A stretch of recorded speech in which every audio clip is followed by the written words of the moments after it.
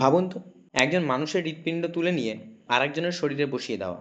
একসময় এটা শুধু কল্পনা ছিল, কিন্তু 1967 সালের 3 ডিসেম্বর দক্ষিণ আফ্রিকার কেপটাউনে ডাক্তার ক্রিশ্চিয়ান বার্নার্ড প্রথমবারের মতো সে অসম্ভবকে সম্ভব করলেন।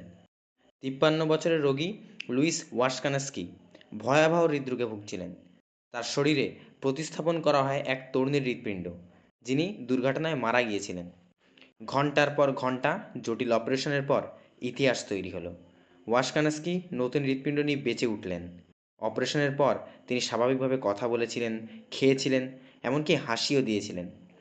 যদিও মাত্র 18 দিন পর সংক্রমণে তিনি মারা যান, তবুও এই ঘটনা চিকিৎসা বিজ্ঞানের দুনিয়ায় নতুন এক অধ্যায় খুলে দেয়।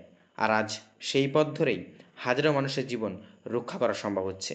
এই বিষয়ে আপনার কি বক্তব্য, আমাদের কমেন্টে জানান। সাবস্ক্রাইব করুন আমাদের YouTube channel day back diaries.